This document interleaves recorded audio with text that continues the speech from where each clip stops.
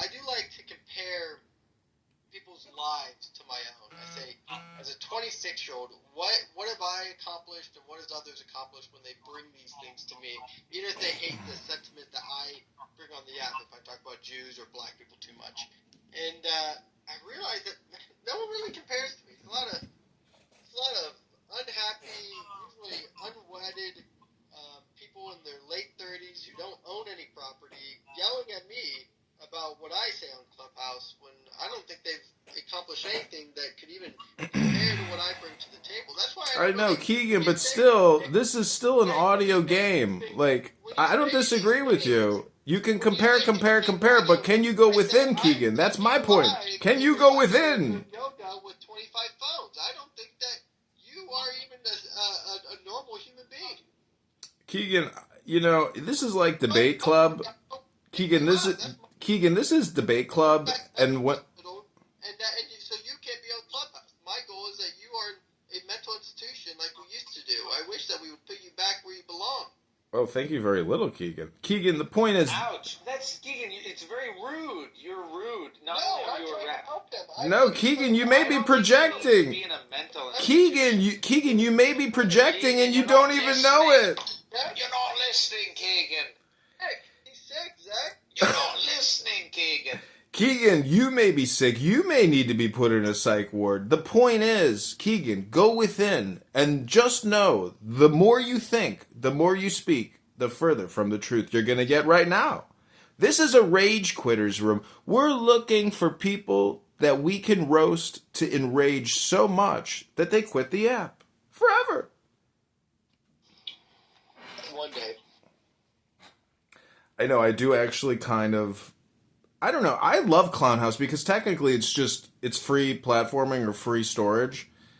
It is an amazing app, but the fact that there are no ads here, I mean, based on this Wired article that I read, I believe technically, just like Doge, you know, if we were to look at the back end of this and how they monetize it, I guarantee you it's CRT, BLM, LGBTQ, DEI all the way to the pipeline of that money train. This app could be connected to DARPA or USAID. CRT, BLM, LGBTQ. So we've been talking about the now for over an hour and 13 minutes. It's been an exciting morning of revelation. Keegan, I hope you'll watch the replay because you came in at the tail end of the conversation. But I'm sure if you were here throughout the whole thing, we never would have gotten any beautiful points out because you probably would have interrupted and deflected all the time with all kinds of stupid shit. The point is, I encourage you to watch the replay on my multiple YouTube and Instagram so maybe you can get the insight you're looking for. McZed, can you possibly help illuminate us as to the answer to the secret riddle question? Thank you. The riddle is the answer.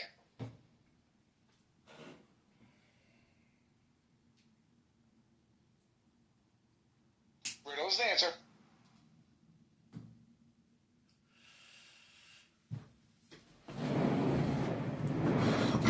So, you know, many of you may not know that I'm a world-famous actor and I played FDR in the Broadway show Annie. But I just want to let you know that if you look at the word performative, it's performative. So formation is creation. And I don't know why people do unrecorded rooms. I don't know why people don't record what they do here. Because it's mostly performative. Everyone here is technically a Shakespearean thespian, but you don't even know it. Or you do, and what you're doing is performative, which is like LARPing, which should be fun. And if you're not having fun on this app, you are the problem.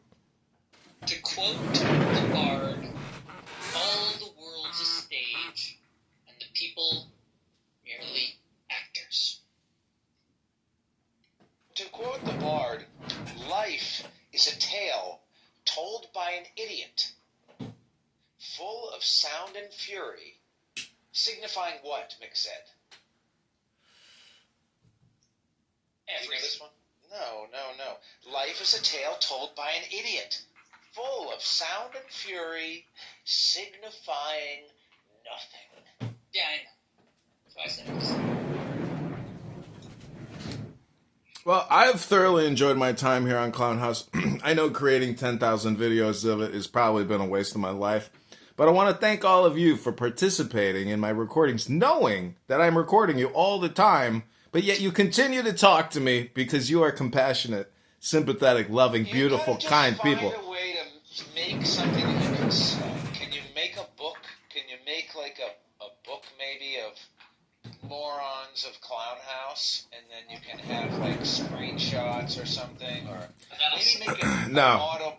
My most successful book I ever created was called SponsorshipSecrets.com, and I sold $150,000 worth of ebooks and CD-ROMs on how to get sponsorships for everything. And that book did very well. So, come out with a sequel, no? Well, you know, the point is, I mean, Raboyna Shaloyloim, Hashem determines your income every year on Yom Kippur and Shemayim, so I don't have to worry about selling books. I just pray to Hashem and Shemayim, and he increases my, my mana. I mean, it sounds like he taught you... Maimonides. He said, publish that book that made money. Again. I know. You know what's amazing is I went back and I actually looked at what I compiled in this PDF document, and it looks like a third grader wrote it. Right. So, use ChatGPT. Spruce it up. I know. It's true. It's the only website I kept out of... Like, if you ask ChatGPT market, people that already acknowledge this book and would follow it, just keep producing. In this day and age, it's like child's play to produce endless books. I agree. Yeah, I'm not worried about making an income. I mean, but honestly, I am looking to make a baby. At 42, I figure like that in itself is work. So if I really wanted to pursue a woman and make a baby and make a family, it takes work. Listen, haven't you read the book? No. It's called Job. I've read it many times. And the point about Job is, if you know where you came from, you have no problem. So I don't fear money or Job or job. I mean, I know. See, you have, like I said, you have your perspective, you have your frame, you have your work, but there's a whole backstory to me that you don't know about. There's a whole compression of the past in the now that essentially is causing me problems now. And right now, going back to the office to sit in a workstation may not actually be the solution that would be the advanced game player theory version of the now. It's an opinion, but nonetheless, going back on the train every day to go sit at a workstation and be in the now may not be the solution I need to overcome the problems of the past, if that makes any sense. It also might be.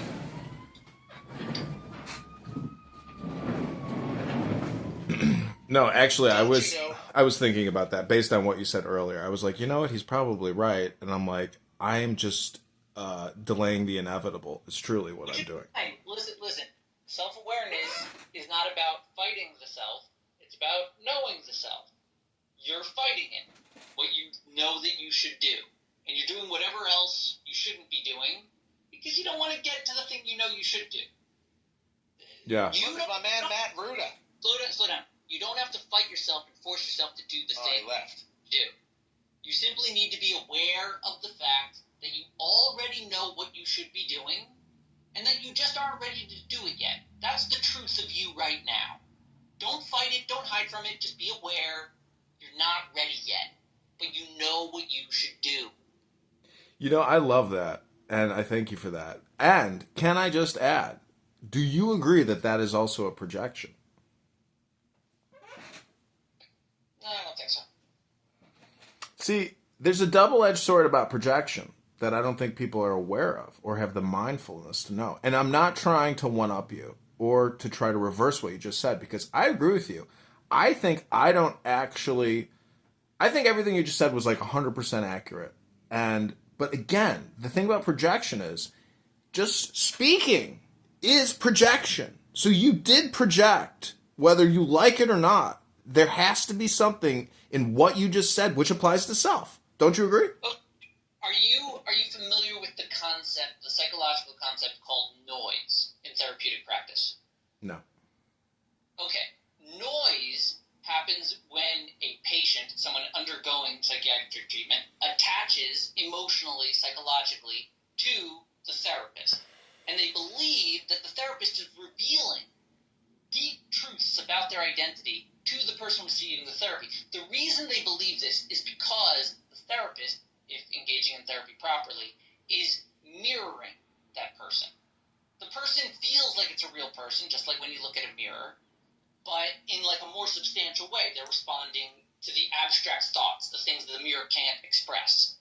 And the therapist is mirroring exactly what the patient is saying and doing with maybe a touch of judgment, but they're mostly just directing the patient to notice themselves, right? It's about awareness. So you believing that I am projecting when I am characterizing what you are describing as your state, right? It might not help. It might not be the best idea. There's a whole bunch of reasons you don't know one thing or the other. I said, I don't even know what the truth is. I don't know what you should do, but I do know that you know what you should do. That's how I reflected you. I'm not really saying anything about me. I'm just No, I agree. I think I'm just trying to, maybe I'm just being facetious, but... That's what they call it noise. They call it noise because it's disruptive. It's I think, a bit of a defensive mechanism to, like, not engage with the therapy, which is really about the person undergoing the therapy, not the therapist, ever. Well, here comes... Isn't it funny how it's called the therapist, but it's actually like the rapist?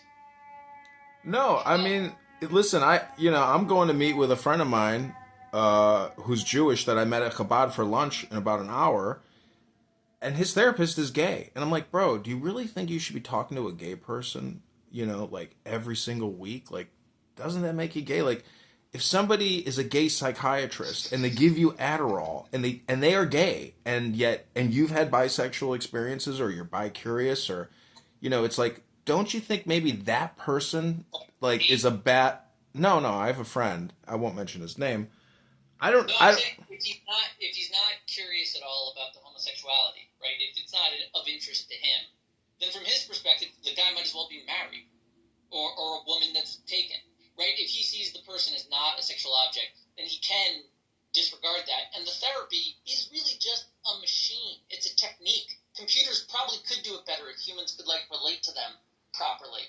Like, it properly done. That's why, like, Freud did it, like, tried to remove himself as much as possible from the equation. That was, like, part of his...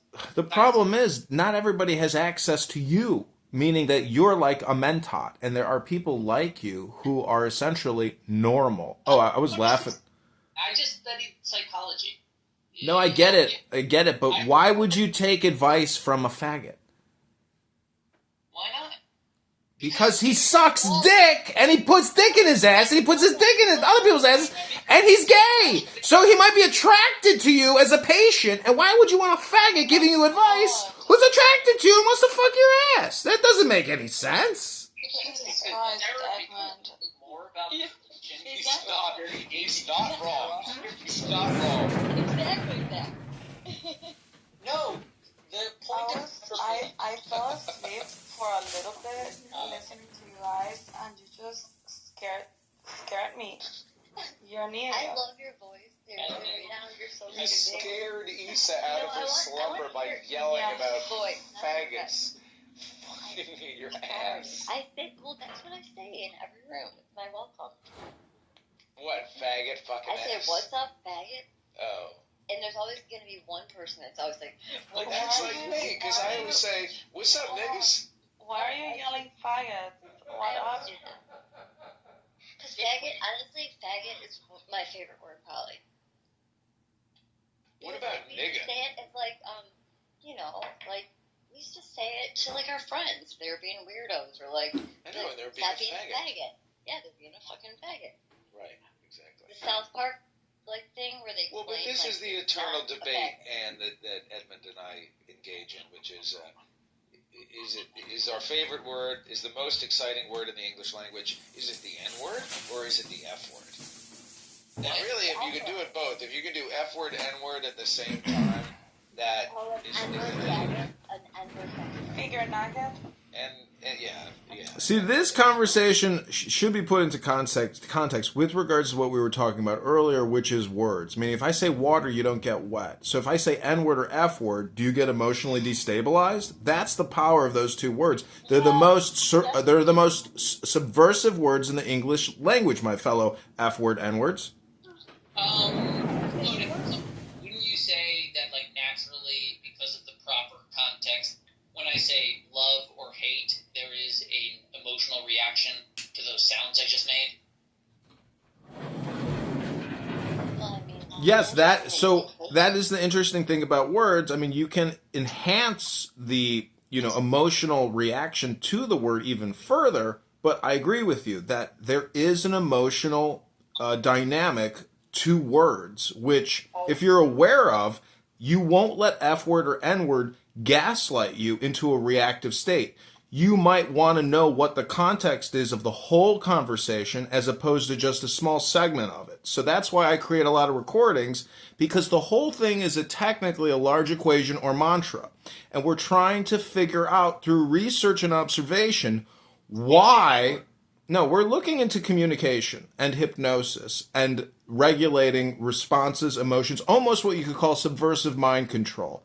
Meaning that the future of warfare most likely is linguistic. Meaning that people are so glued to their phones that you'll be able to win wars just through communication, whether it's subversive or direct. I'm just saying there's a lot of forms of communication or propaganda.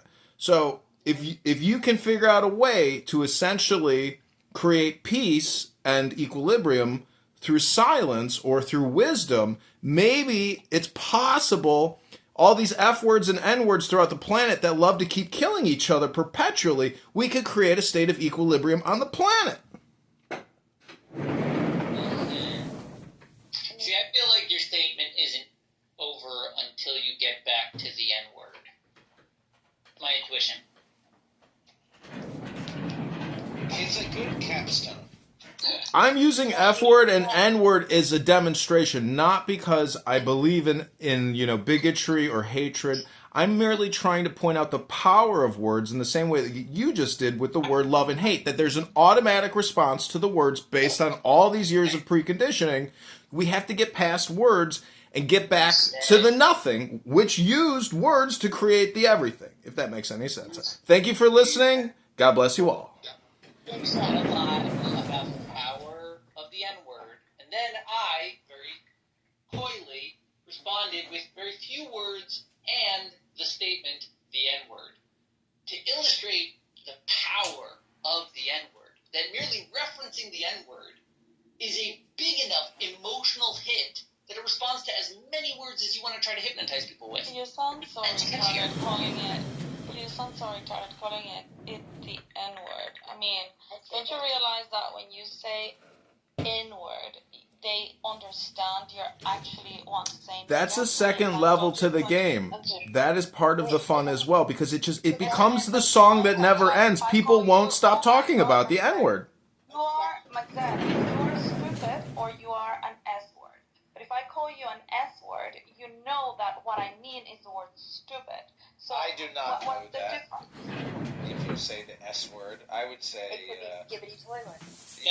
No. But it's different when I communicate with someone directly versus through illusion. So Zach and Macbeth. Zach, I know sometimes you. I just think it's very stupid. So and the it is. N-word. Okay. It is hypnosis. Let white women speak. The last time you told someone that you were going into a room to defecate. Hello?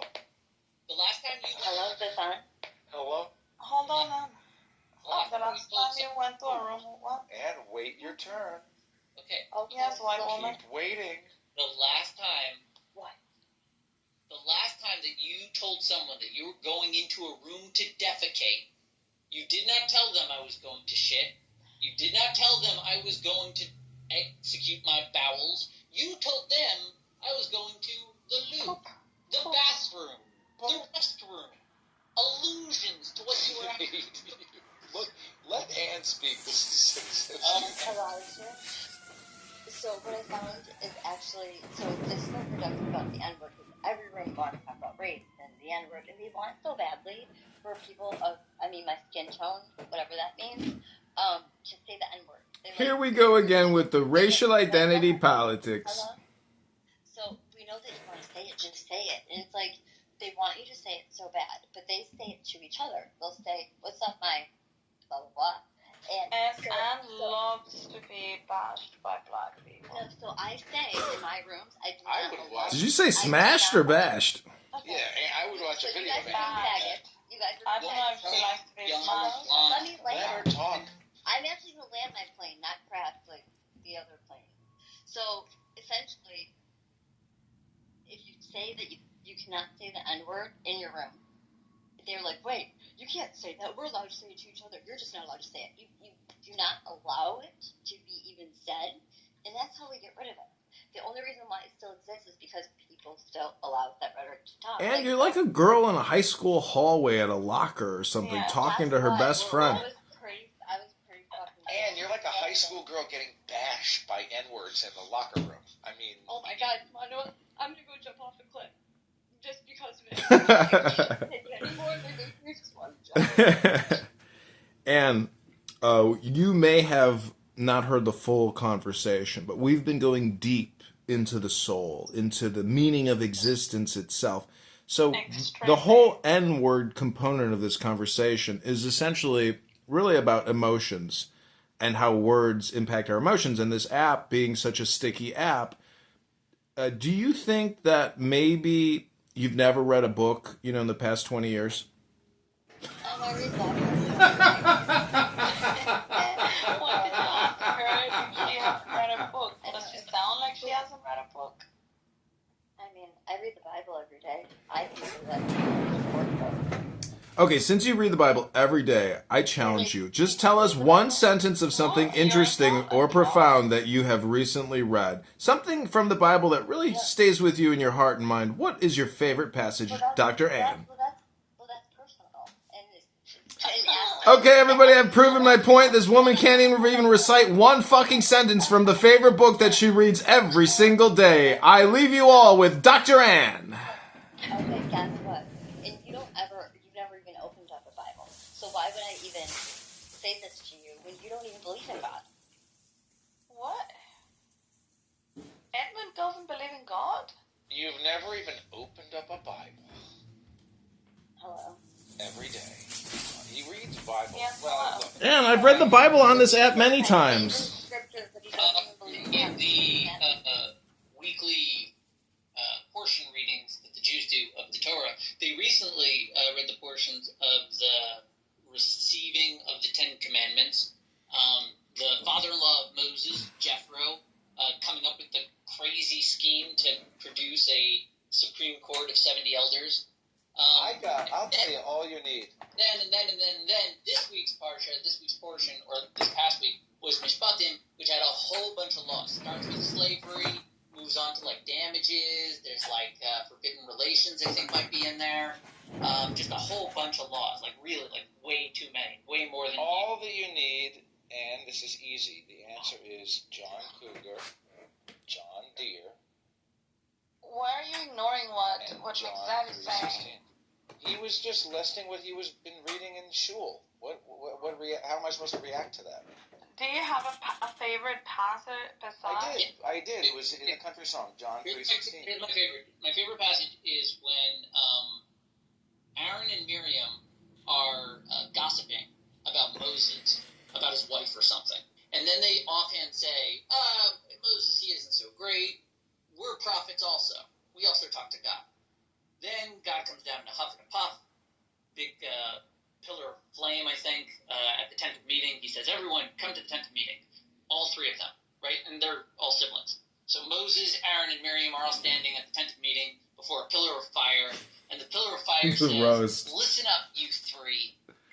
When I reveal myself to a person, a prophet, it's in riddles and dreams. He uses that language. It's cool language, riddles and dreams. When I speak to Moses, my trusted, humble servant, it's face to face. And then he walks off, he leaves, the column of flame goes back into the heavens, and Miriam is stricken with leprosy. And Aaron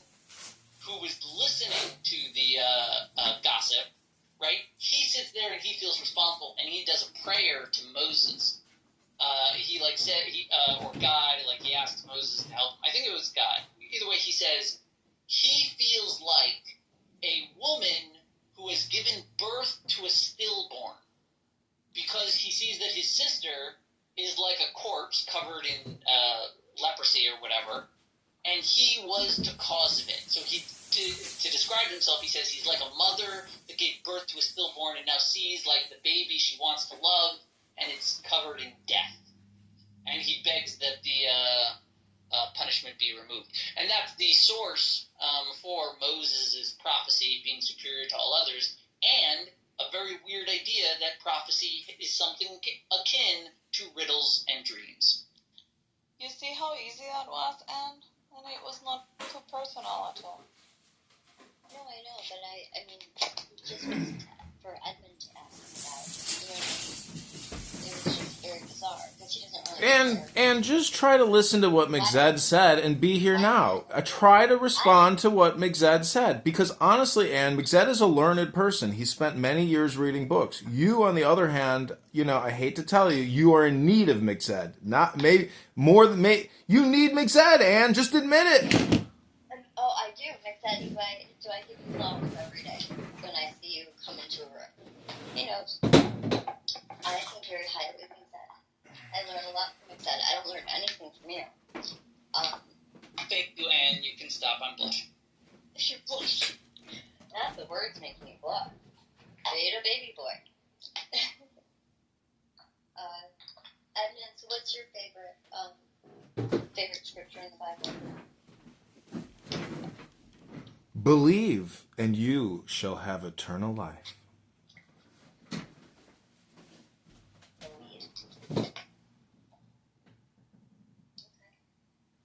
That's very, very profound.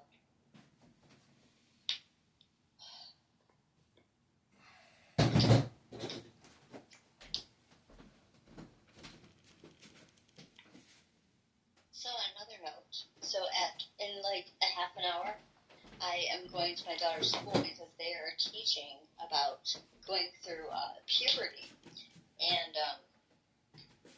yeah, I'm gonna see how this goes. I'm worried about that. I know that we learned it in school, but like we didn't learn it in 5th grade. We learned it like in 8th grade. I don't know. I think I learned it in 5th grade. You did? I remember because I was in Utah, and I was only in Utah from 3rd grade until 6th grade, so it was either 5th or 6th grade that I got it. They taught us how to put a dildo in our ass and everything. Yeah, like in case you want to stimulate your anus, you can put a dildo in, you know. Well, because I initially, like, we had this time, like, you know, if we allowed our kids to watch it or not, and I initially, like, turned in the paperwork and said no.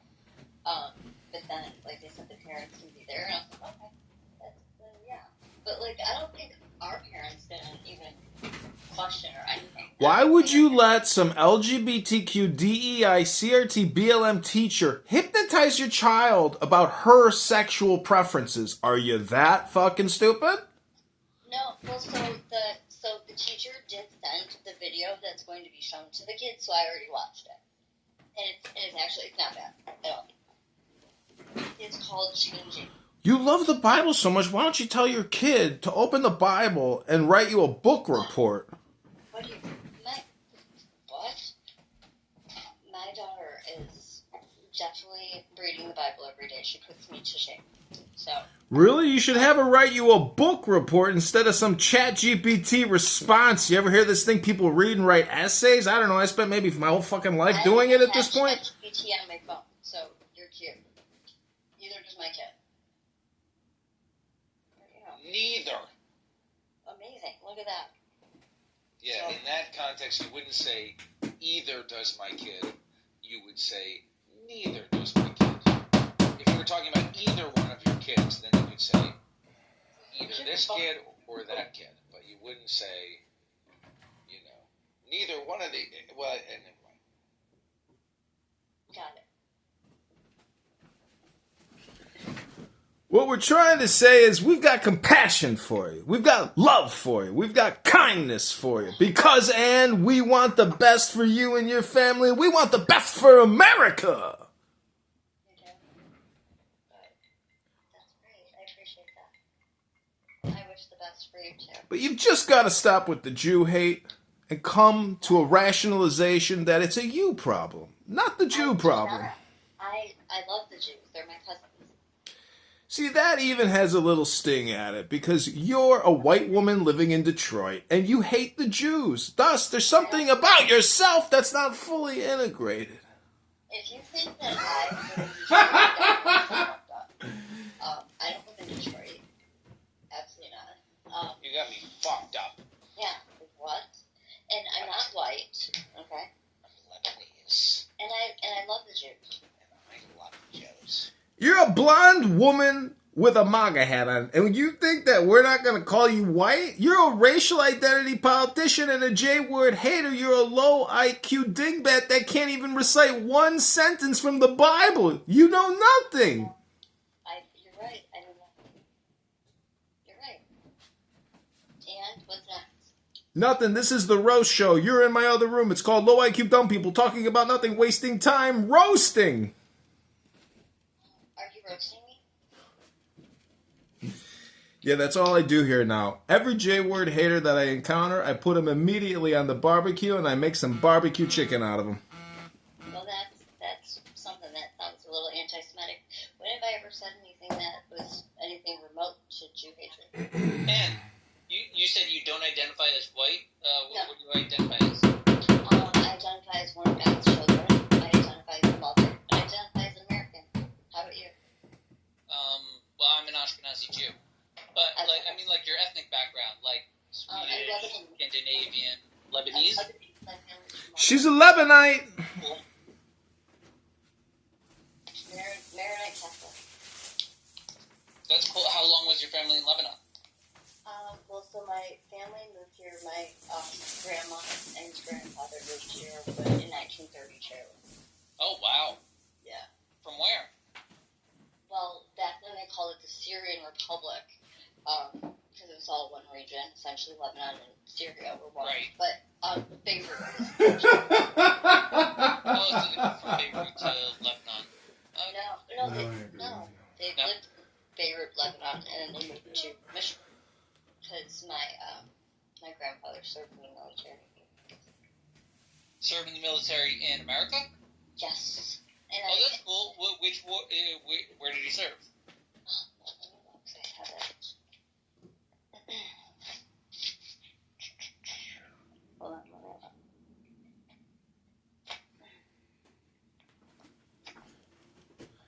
Okay, so that's Ancestry.com. So it says U.S. World War II draft registration record for, and he says birthday, residence. Okay, so it just says, so all I know is U.S. World War II draft. That's all I know. I don't know. So he left Lebanon and got drafted into the war to assist, maybe with American. Well, and I'm wondering if that's how they gained citizenship. Because I never did ask my grandmother that. You know how if you join the military, you gain citizenship. My brother did a similar thing. My grandfather was born in Germany. He and his family fled, got dispersed as the Nazis were rising to power. And his brother served in the army to go back to Germany because they needed people that spoke German and English and that were not in favor of Nazi Germany. So, but he didn't survive his experience. He survived the war, but he came back, PTSD and stuff. But, I know that they can gain citizenship by joining the military here. I don't know if it was like that back then too, but essentially that's what I'm thinking. I could be wrong. My grandfather passed away when I was really young. He passed away at a really young age, and my grandmother didn't pass away until she was 96. So I know I had a relationship with my grandma, but she never wanted to talk about anything of her time in the Middle East at all.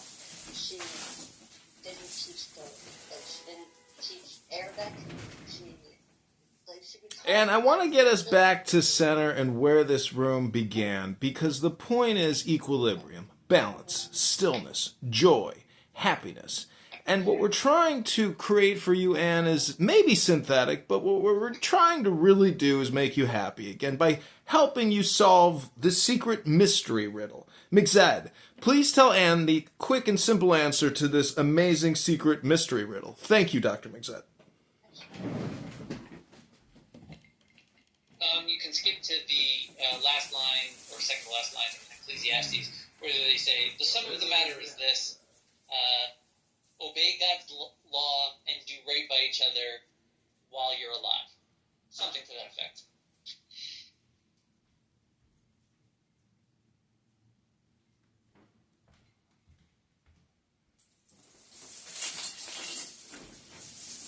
Wait, can you say that again, Mixed? It's like the last verse in Ecclesiastes.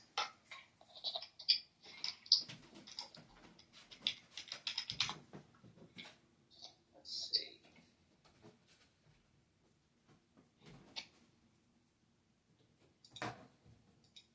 That's the last chapter.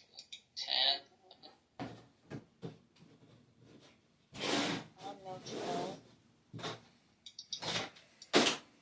Yeah, 12.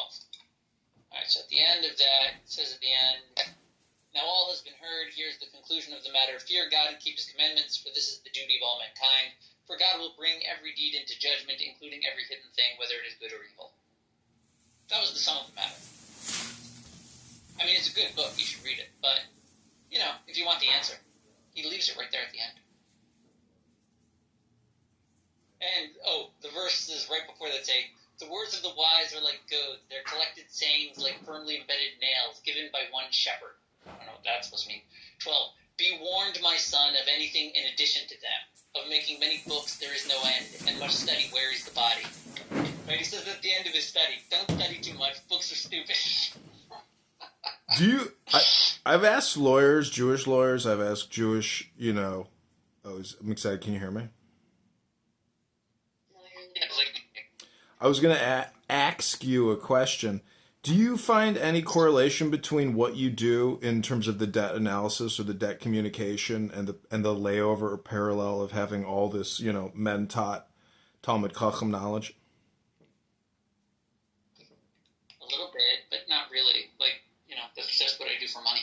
No, meaning that the people who fall into debt are the ones that aren't making the really intelligent business decisions and maneuvers. So don't you detect almost like a lack of awareness, especially amongst people who, are leading organizations, or is that just like at a non-personal level? Like, I mean, how do you view... You're looking at the wrong aspect of my job. Like, it's not about counseling the debtors. It's no, obviously. I mean, but I'm saying, can't you view them personally and say, okay, this is probably, what's the secret shortcoming on why they're even dealing with it? Here's where my secret, amazing understanding of humanity allows me to understand what I'm doing. What the creditors are always arguing is that I have a piece of paper and you owe me a lot of money. And the truth is, all they really have is a piece of paper. That's the reality. And they have to come to terms with that reality. That they have a piece of paper and they could demand and yell and try to argue that it means they are entitled to ABC, XYZ, the moon, and beyond. And I will explain to them every single time that that is not what is true. What is true is they have a piece of paper. Yeah. So, that's part of defense work.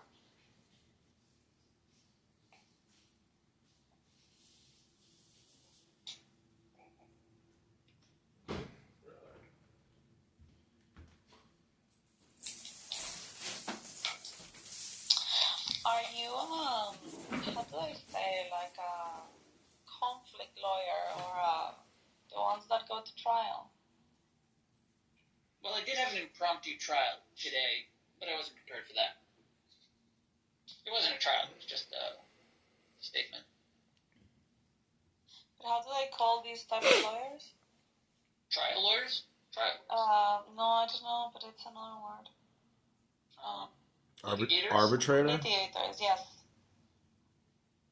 Simon, come on. Jesus Christ, Simon is really retarded. I'm like my retarded child. Mixed, I got one more interesting question for you. Have you ever looked into the historical legacy of lawyers throughout the thousands of years or in what were lawyers like in the 1400s, 1500s, 1600s, 1700s, because like there's a progression of information and practice, but obviously it's all compressed now, but it is so extensive. I mean, I guess Western judicial history, but all the other, I'm just saying, I guess, like, you are essentially an extension of every lawyer who has ever lived now, if you, even had more knowledge, but, I mean, have you ever pondered that? Not as much as I'd like to. Probably look into different lawyers from different ages more later. Mostly I focus, like, part of law is being familiar with the region. My region is New York. I know New York well. I'm licensed in New York. I'm supposed to know. I know a bit of their legal heritage. But again, not as much as I'd like. I mean, I have a book on the Common Council from New York in like 1850. It's like $1,000 rare book. And it's an instruction manual for the city and for the council and, for the leaders of that city. So, I mean, we have these mega cities and these massive bureaucracies or governments which are never going to dissolve. So how do we, if we're so far into debt at the municipal level, I mean, what kind of restructuring or changes are needed, and what are the common sense approaches? I mean, the natural consequence would be an inflation of power at either the federal government or the Federal Reserve level.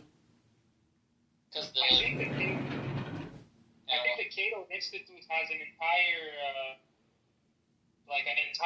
catalog on, like, if we wanted to make the government efficient again, this is where you start. A through Z, basically. That's amazing. See, the whole thing comes down to state constitutional conventions and getting rid of these pensions, these unassumed liabilities that are going to plague the next 30 years. Like, we've got to get at the state constitutional level and the prohibition of taxpayers being on the hook for these pensions, because essentially it's austerity, and we have to do it legally through the state constitutional convention. Do you read books?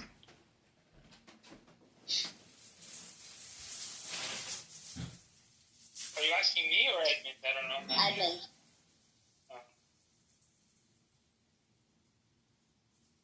Not you, Simon. I know you read the Bible every day. And I have to ask, do you accept Jesus as your Lord and Savior? Yes, just like you do too, sir. Oh no, the argument's gone. I don't know how to argue when someone says yes. Oh no. You're so stupid. you could ask them what they think the Trinity is. Then you'll probably walk away from both heretics. I don't know if that was supposed to be pun intended. I don't know. I think there's only like a few factions of Christianity that believe in the Trinity, not all of them do. It's so wild. But then you guys believe in the Trinity, not as like Jesus, but like essentially you get the gist of what we think the Trinity is and how we like. That's right. You know what the Trinity really is, Anne? It's the word try. It's the word try. It's not as in mathematics, but try. Try something new. Try something now. Try. And the problem is, a lot of people rage quit. And I myself am guilty of rage quitting, in the real world. And not just on this app. On this app, it's immaterial. In the real world, it has financial consequences. So the problem technically is most people on this app are rage road drivers. They're doing road rage all the time on this app. And they're really not gaining any knowledge or wisdom or any type of refinement to the next level. And, I just believe that it's a unique opportunity to help people. All communication is hypnosis. Essentially, yes. And so it depends on what you're saying and what you're listening to. It's important to be selective, to be discerning, to be discriminating in terms of what you're listening to. It's an opinion. All I'm going to say is that to the title of the room, Randy's a rage quitter. That's all I'm saying. Yeah.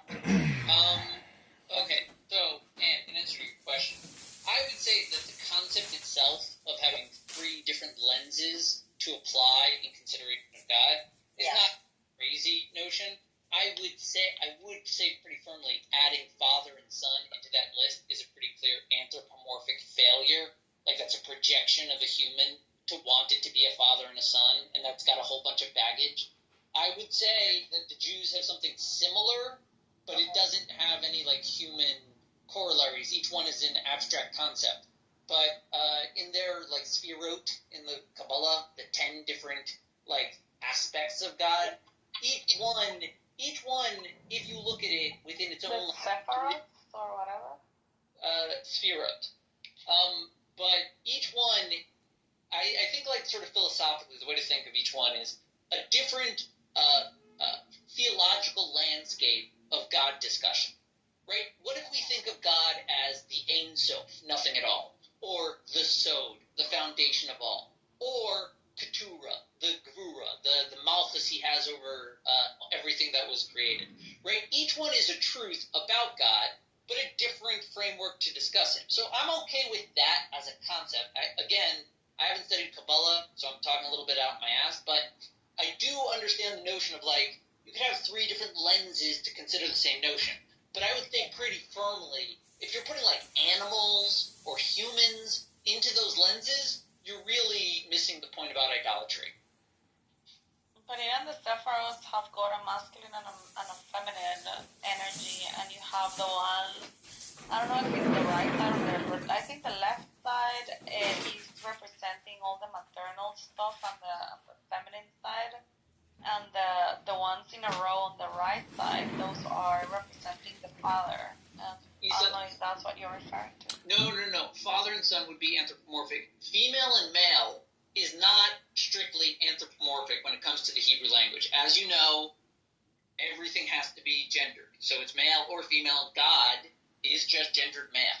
And some of the names of God, some of the prisms of consideration about the true singular idea, the one true God, some of those notions have words that are literally feminine. Hold on. Mixer, what about the Shekhinah, the Shekhinah? What's the Shekhinah? Are you imitating me? I have heard in Kabbalah there is something called the Shekhinah. I think you'd have to ask Andrew Meyer. But Mixed,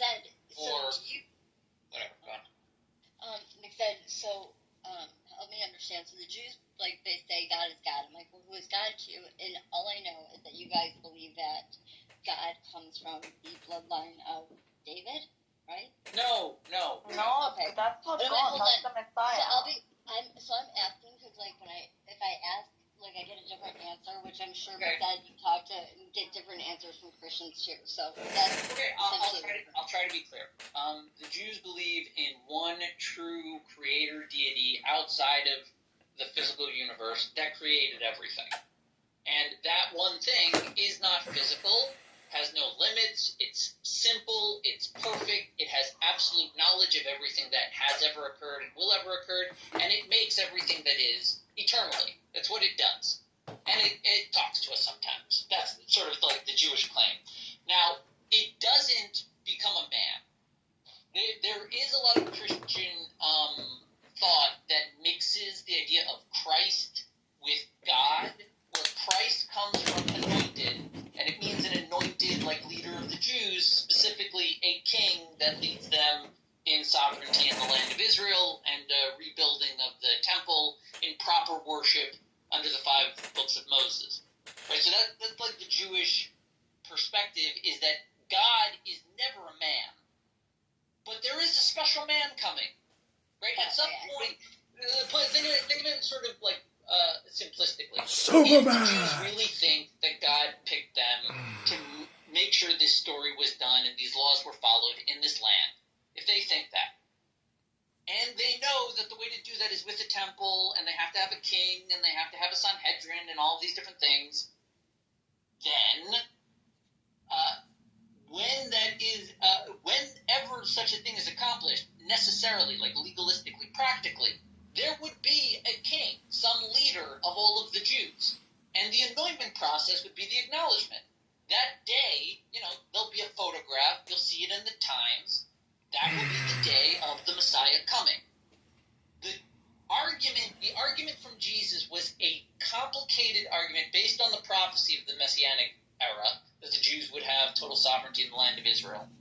And it mixed it with this protest movement of a beggar that, like, led a revolt as Rome was destroying the state, this sort of, like, burgeoning movement of sort of the beauty in death, the survival of the death. Because the state, like, the Jews continued after, there was more story to tell, and this story of this child who went against the law and got killed, maybe unjustly, and then the narrative twisting it into a fulfillment of everyone's sins closes off the Jewish narrative. So it is an attempt. How does it close it off? Because it ends the prophecy. The prophecy was always that the Jews will have sovereignty in Israel, will have their temple, and will. But it doesn't end the prophecy, so it becomes a new covenant. It's not No. It's the same covenant. Think of it this way. Why did the Jews come back the first time? They got kicked out already. After 70 years, they were pushed away and had no claim to it. But they were able to come back without any new miraculous event other than, a bit of the Purim story. Which is to say, the Jews have never, ever considered the contract over. If you read the contract, it says you get kicked out. No, it's not about the contract being over. It's just that the prophecy was... So the Jews were the chosen people in order to make the prophecy come true. Now, Yes. the prophecy came true. We'll God came, and also in Christianity, we understand through the Old Testament that it talks about God coming as in a physical form. It talks about how, I don't know which one it is, but it's one of the prophets that is talking about it, and it's very famous, Isaiah something. And that it talks when it's going to incarnate or be born from this virgin or whatever. We can talk about that later, but it doesn't matter. So, the prophecy, the Jews are the chosen people for the prophecy to come true. So they are the servants of God. They're the chosen people to be the servants of God for the prophecy to become true. Now the prophecy has been fulfilled, and when God or Jesus comes as the Messiah and Son of God, He gives us a new covenant, a new promise. The promise during the Old Testament was He was going to come. Now that He's here, He is giving us another promise, and that is that everyone becomes the chosen people by choosing Him. The sun is giving me the light, and it's like 80 degrees Fahrenheit in South Beach today. I gotta get to the beach, everybody. It's been fun. Have a good day. Bye-bye. Adios, amigos. Bye. So, Jesus is the new promise, and so in this case, now everyone who chooses Jesus become the chosen people. So the promise extends to everyone. It's like 80 degrees here in Miami. I gotta go, everybody. Bye. Starts, right? But it's not that. Okay. The other stuff is over. No, it just transforms into a new covenant. Isa, I understand, like, the way Christianity works and that it has its own perspective, and I'm not, like, taking you from it. From the Christian's perspective, yes, that was the end. That was the fulfillment of the prophecy. We are technically in the first epoch of the Messianic age. Correct. Which is, in my opinion, like a strange kind of a claim. I don't think that's the best argument. You're the original movie, we're the sequel. No, yeah, right. A sequel. Wait, no. To be fair, a sequel that quickly realized it needed to be a trilogy. A trilogy. But so we need that. Yeah, because he will come again. What I mean is this. Just very quick, when it comes again, the prophecy now says that there will be no doubt that it is Him, that everyone in the world will recognize Him as the Messiah. So if we are right, if the Christians are right, even you guys, the Jews, will recognize Him as the Messiah, and there will be no doubt about it. And if it's not Him, and it's just some random warrior guy that happens to be the Messiah, not the Son of God, we will recognize Him too. So we will find out who was right and who was not. Right. But that, Isa, what I'm trying to explain is, practically, whatever complex theology exists behind it, your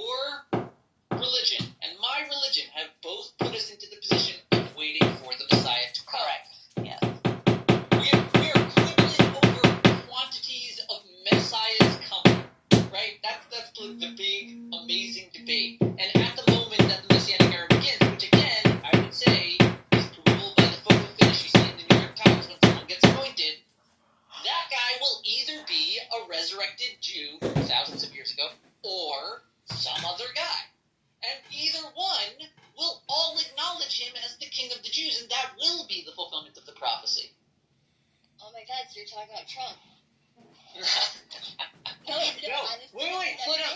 Listen, I'm saying this because after the assassination attempt, people are saying that he was anointed by God. And slow down. I'm not saying Trump, but Trump's grandchildren are straight up Jews. Yes. Are they the direct descendants from David?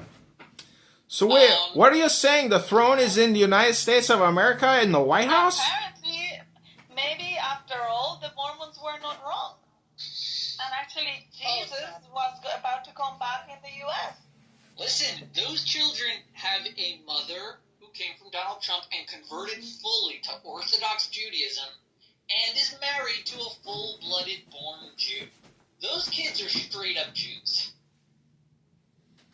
So I'm not saying that Trump is anointed, but I'm not exactly excluding the possibility that his grandchildren could be anointed. But they would have to come from straight line from David. Do they? Well, that would mostly be like laying a charge. Like if Jared Kushner's family does have any kind of attachment, they could, if they want, try to make the argument. If they wanted to get into like deep Israeli politics. What about her lineage? But Isa, I'll cut to the chase.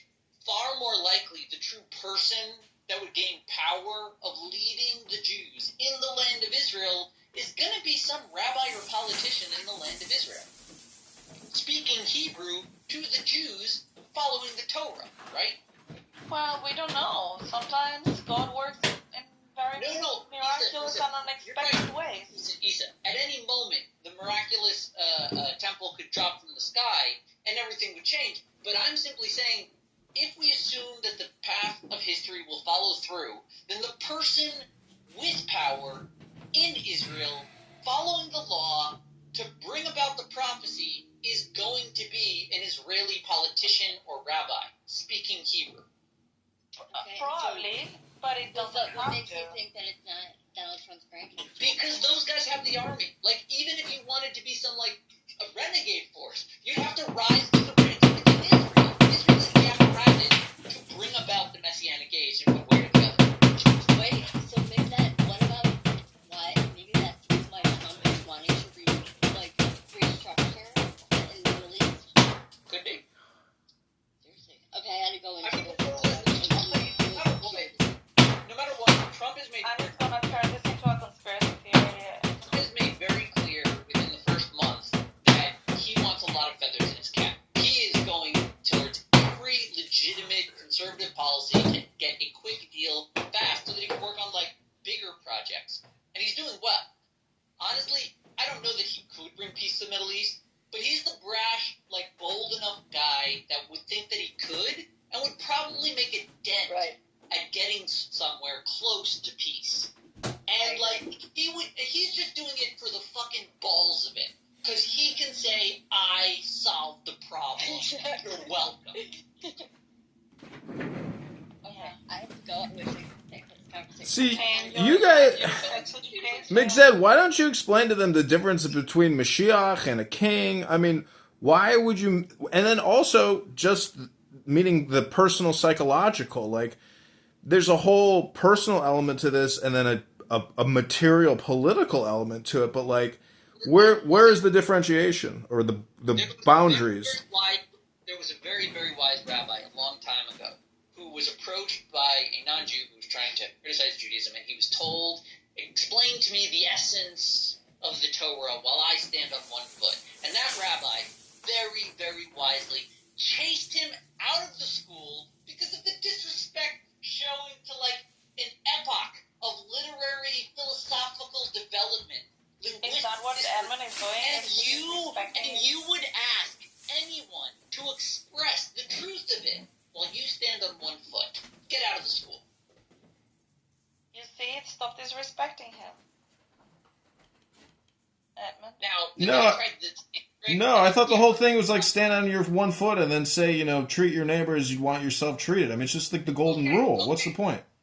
You heard the end of the story because I just told you the beginning. The guy then tried it again at the nice rabbi, Beis Hillel.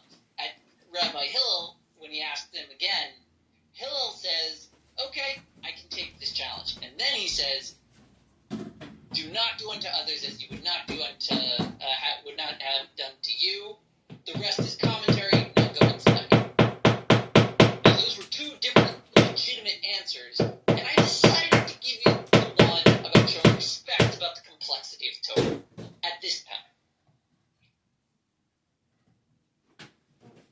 Amazing. Okay, so I mean, can you again possibly just compress and summarize the secret mystery riddle so everybody here at least can come back to baseline? Thank you. Okay, the riddle is the struggle of human existence that man's mind grasps for understanding and never gains it. Right? It's sort of the agnostic struggle of man. He has that riddle stuck in his head. The solution to the riddle is that the riddle was there for you to think about it. Riddles aren't there to give you facts. They're there to open up. They're for interpretation. They have alternative answers even. The riddle is the question because that is your state. Like the now is the truth of what you are. You are the search for the riddle.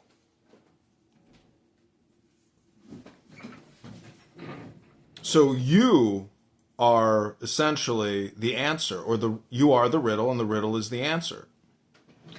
Yeah, it all just kind of circles out in you. And then just chill out. Then get back to work. But that's how I see things. I don't look for answers anymore. But see, Isa, how can you believe that Jesus Christ is going to come back to the Mount of Olives and create a new world government? I mean, it's you, Isa. The more you think, the more you speak, the further from the truth you're going to get. That I believe that, but I understand Christianity, and I have been trying to understand Christianity from a philosophical perspective, and as I want to do also Judaism, you know, and so trying to put the pieces together of the whole story and the whole context. But I am not a religious person. I am not a believer, you know, in these type of things. I'm sorry. I don't even know if I need to apologize, but yeah, I'm not a religious person. I enjoy reading the Bible. Believe whatever you believe.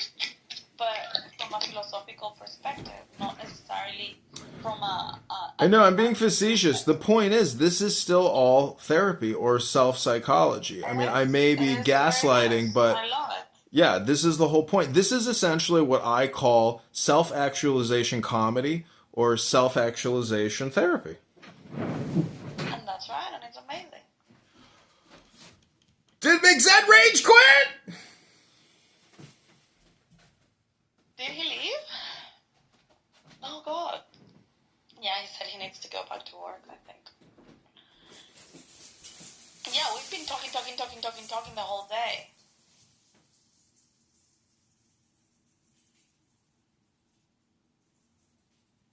About nothing.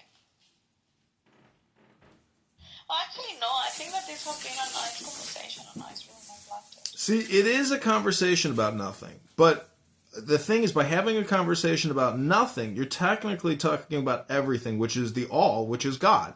This is like Seinfeld. Clown House is like literally Seinfeld in a real-time social audio app. This is an app about, if you want to make it interesting, it's about nothing. Because it's the most universal conversation. If everything is God, then the conversation is interesting. But, you know, if you go into a rage room, you know, and it's a very toxic environment, it's very taxing to the human brain or the listener. So it's much nicer to have a room about God, which is essentially talking about relaxation.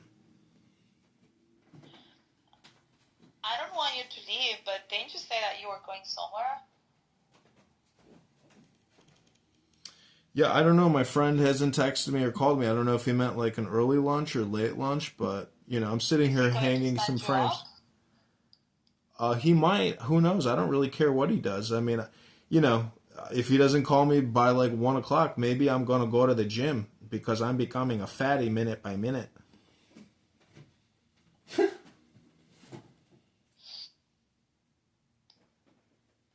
where were you going to go to have lunch? To the Old Irving Park Brewery for a delicious chicken chop salad and maybe a wonderful beer. Just a small one, not a big one.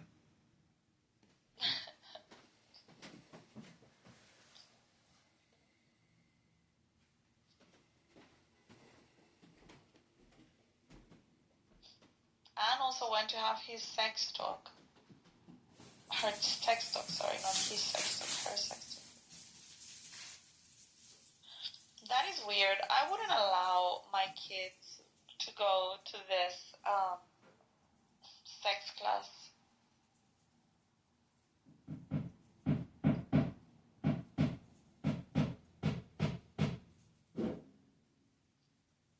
Especially in this day and age, when they have got this ideology. I agree. I mean, that's why Anne is a Democrat. She's not a Republican, and she's just, following the popularity of the times in her cool red hat, probably to try to get a husband or a boyfriend, which I think she did. So maybe that was her real objective. But if you're going to let your children essentially do ridiculous, stupid education, and you have the opportunity to opt out, but yet you allow it and permit it, you have to be careful about what your children are listening to. That's the whole point of having children, is to create fences for them, because all these horrific pitfalls of communication. And that's why, I hope the room is helpful to some people. So they're more aware of the problem of communication. We don't have too many problems, but the communication problem is a major problem. Nobody is in control of it. Yeah, that's true.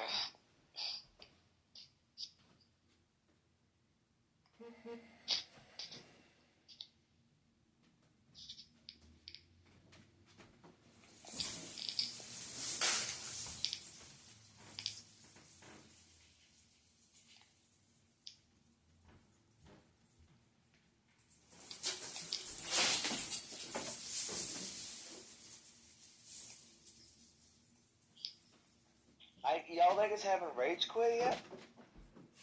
No, we're here, and we're queer.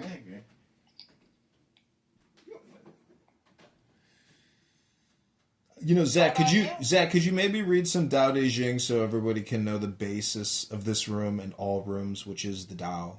Thank you very little. The way that can be named is not the eternal way. The name that can be named is not the eternal name. Naming is the source. What is it? The way that can be named. We'll just chew on that for a minute.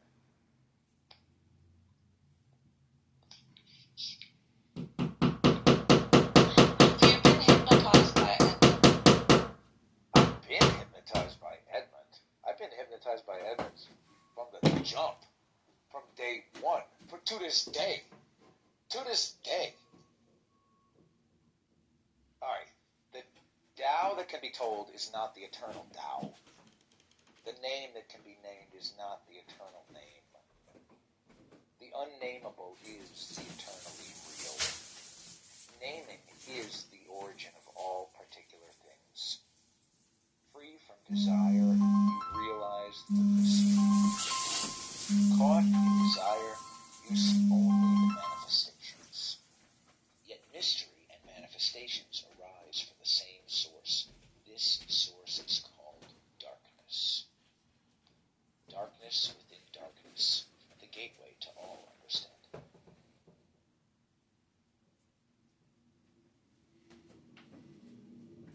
Zero is the incomprehensible number of truth, everywhere and nowhere. Perceptual nothingness, though more real than real, is beyond the limits of the human mind. Zero and nothingness are full of energy and intelligence. Are you reading from the Tao?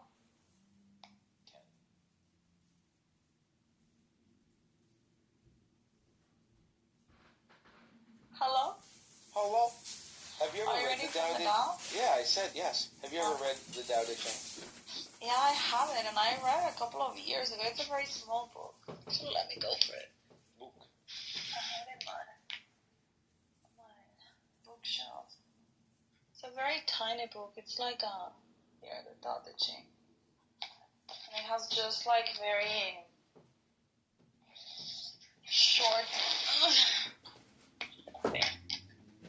Oh, I have a mark. Size doesn't matter. It does matter. There's a second G spot in the back.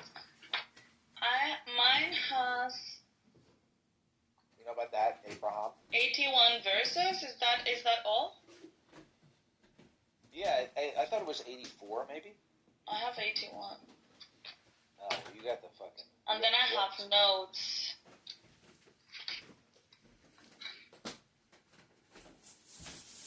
So, for example, the number 81 says, true words aren't eloquent. Eloquent words aren't true. Wise men don't need to prove their point. Men who need to prove their point aren't wise. The master has no possessions. The more he does for others, the happier he is. The more he gives to others, the wealthier he is. The Tao nourishes by not forcing, by not dominating. The master heeds. And then there is a commentary about it. It says, the master has no possessions. These no possessions may include a house, a car, a computer, a room full of books, and an electric toothbrush.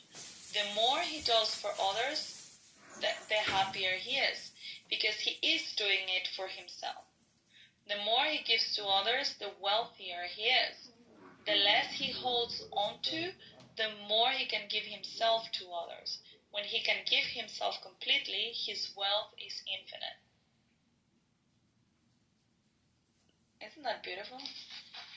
Isa, when nothing is done, nothing is left undone. That's true. When nothing is done, I did it. When taxes are too high, people go hungry. When the government is too intrusive, people lose their spirit. Act for the people's benefit. Trust them. Leave them alone. That's beautiful. Governing a country is like frying a small fish. You spoil it with too much poking.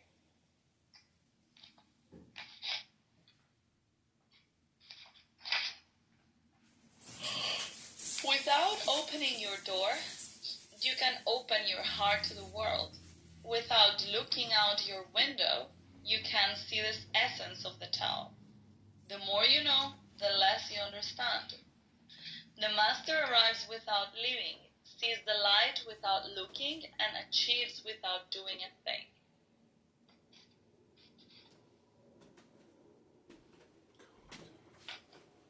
To talk little is natural. High winds do not last all morning. Heavy rain does not last all day. Why is this? Heaven and earth. If heaven and earth cannot make things eternal, how is it possible for man? He who follows the way is at one with the way. He who is virtuous experiences virtue. He who loses the way feels lost. Fuck. When you are at one with the Tao welcomes you. When you are at one with virtue, the virtue is always there. When you are at one with Clown House, the Clown House is experienced willingly. He who does not trust Clown House will not be trusted by Clown House.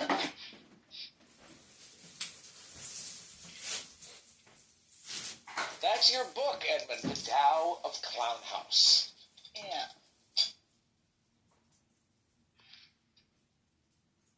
That is a good house title. There should be a house. The Tao gives birth to one. One gives birth to two. Two gives birth to three. Three gives birth to all things. All things have their back to the female and stand facing the male. When male and female combine, all things achieve harmony. Ordinary men hate solitude, but the master makes use of it, embracing his aloneness, realizing he is one with the whole universe. God damn, man. You gotta read this every day, basically. You have to read it every day. You have to read it every day. All of it? Yeah, I think.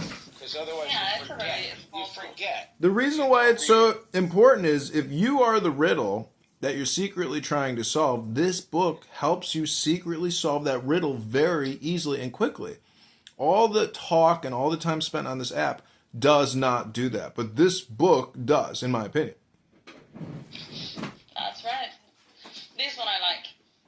If you want to become whole, let yourself be partial. If you want to become straight, let yourself be gay. If you want to become full, let yourself be empty.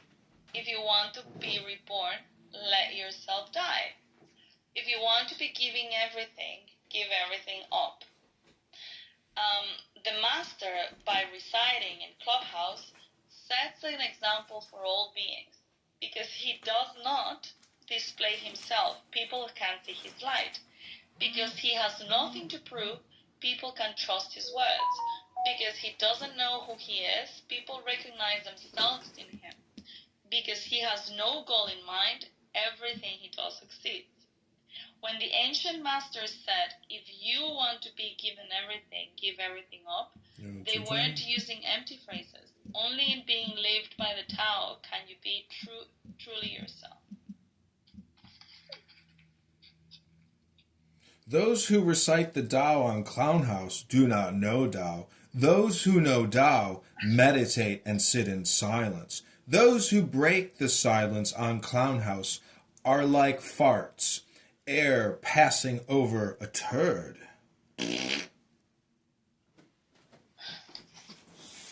Oh, man. There's one, I can't find it right now. Do you know this one, Edmund? It's like, in pursuit of knowledge, every day something is added.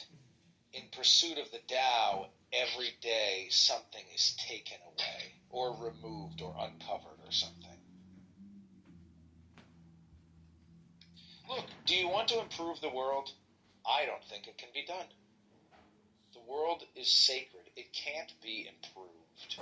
If you tamper with it, you'll ruin it. If you treat it like an object, you'll lose it. There is a time for being ahead, a time for being behind, a time for being in motion, a time for being at rest, a time for being vigorous, a time for being exhausted, a time for being safe, a time for being in danger. The master sees things as they are without trying to control them.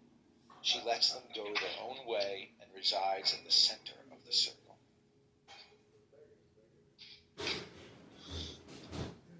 Fill your bowel to the brim, and it will spill. Keep sharpening your knife, and it will blunt. Chase after money and security, and your heart will never unclench. Care about people's approval, and you will be their prisoner. Do your work, then step back. The only path to serenity. Do you know it's fill your bowl? I know, I said the bowel. Okay, I thought you were on accident. I was surprised nobody reacted. I was being gracious to you. I thought it was an English mistake. I thought, oh, she doesn't know this word yet. Okay, let me read one. This is verse 44. It's called Choices. Which do you value more, your wealth or your wellness? Which is more harmful, to lead or to lose? The greater is your attachment, the more bereft is your release. The more you hoard, the less is left to enjoy. Those on the path to the great integrity flow without forcing, leaving no space for disasters. The commentary is, most people given the opportunity would choose wealth over wellness, winning over losing. They cling desperately and dependently in their close relationships and hoard their possessions. These are choices, says Lao Tzu, that lead to disaster. Our alternative is to flow without forcing, and to release ourselves from our false values and counterproductive behaviors. Like verse 43, it is useful to be reminded of the choices and values that can help to direct us toward the path leading to the great integrity. But to stay the course, people from everywhere need to join us. My 44 reads different. It's a different one. It says, fame or integrity? Which is more important? Money or happiness? Which is more valuable? Success or failure? Which is more destructive? If you look to others for fulfillment, you will never truly be fulfilled. If your happiness depends on money, you will never be happy with yourself. Be content with what you have. Rejoice in the way things are. When you realize there is nothing lacking, the whole world belongs to you. That is beautiful. Shit, I needed to hear this that. is a hypnosis. This is a neurolinguistic reprogramming. It is. It's a reprogramming. And this is what you have to do daily, in my opinion. It's a daily renewal. Imagine listening to Clown House for 3 years straight. You'll be fucking... Your brain will essentially be a mosh pit. This is a rectification tool of self-analysis. It's a beautiful tool to use.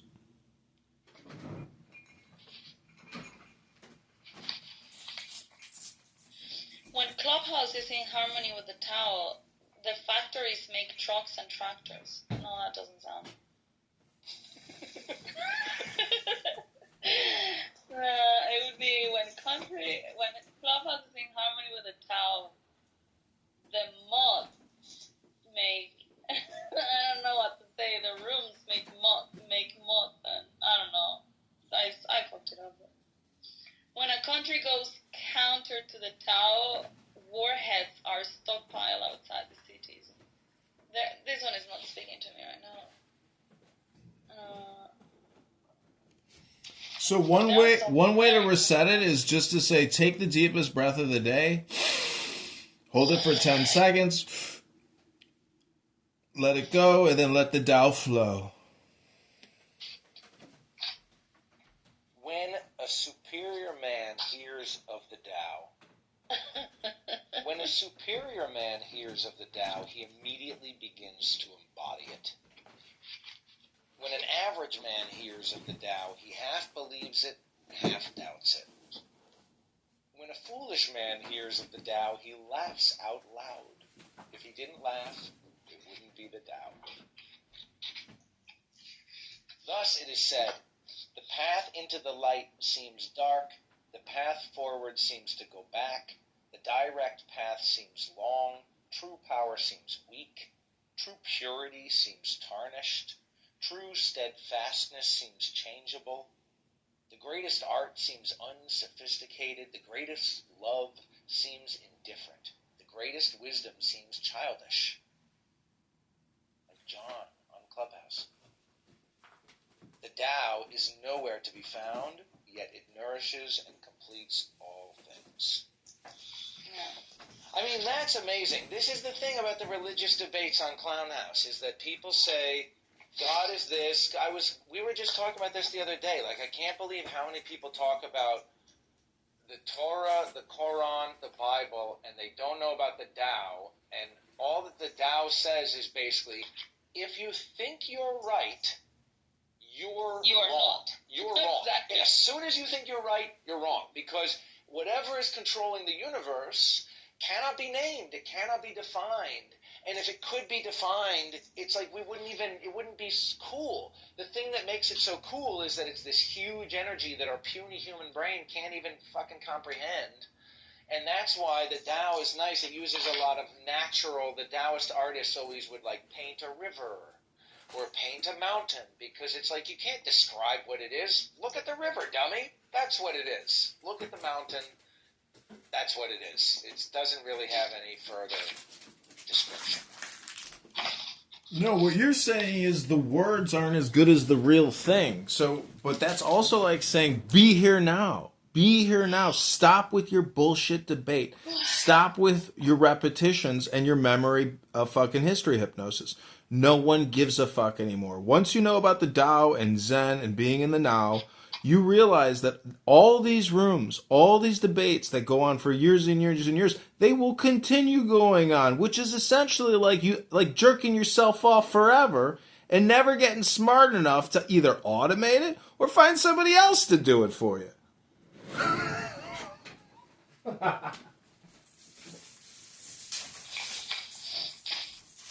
god, this one is also very nice. If you want to shrink something, you must first allow it to expand. If you want to get rid of something, you must first allow it to flourish. If you want to take something, you must first allow it to be given. This is called the subtle perception of the way things are. The soft overcomes the hard, the slow overcomes the fast. Let your workings remain a mystery. Just show people the results.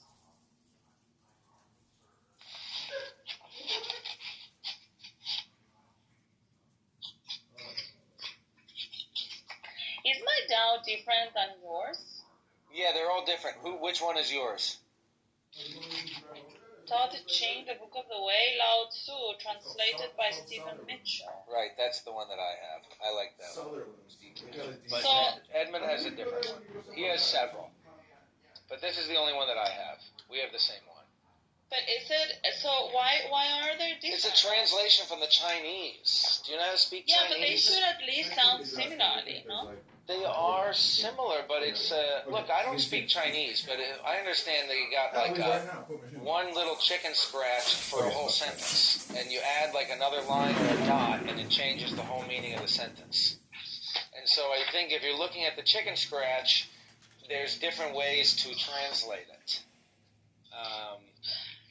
But there are multiple translations. Which one do you have, John? What's the one that... I've got about 5 different versions, but you know what's better than talking about books? Book. Reading books. Yeah, but she's just trying to learn about, how it works. Yeah, I mean, like, I'm just wondering... If you want to learn how to walk, you gotta put one foot in front of the next. And when you put one foot in front of the next, it's called walking. When you read a book, it's called reading.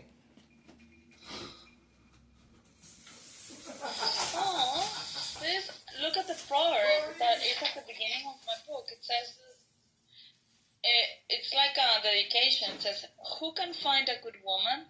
She is precious beyond all things. Her husband's heart trusts her completely. She is his best reward. Tao Te Ching, pronounced more or less Tao Te Ching, can be translated as the book of the immanence of the ways of the book of the way of how it manifests itself in the world. Jesus Christ. So it can be translated as the book of the immanence of the way, or the book of the way and of how it manifests itself in the world, or simply the book of the way. Since it's already well known by its Chinese title, I have let that stand. About Lao Tzu, its author, there is practically nothing to be said. He may have been an older contemporary of Confucius, and may have held the position of archive keeper in one of the petty kingdoms of the time. But all the information that has come down to us is highly suspect. Even the meaning of his name is uncertain. The most likely interpretation, the old master, or more picturesquely, the old boy. Like an Iroquois woodsman, he left no traces. All he left us is this book, the classic manual on the art of living, written in a style of gem-like lucidity, radiant with humor and grace, and large-heartedness and deep wisdom, one of the wonders of the world. People usually think of Lao Tzu as a hermit, a dropout from society, dwelling serenely in some mountain's hut, unvisited except perhaps by the occasional traveler arriving from a 60s joke to ask, what is the meaning of life?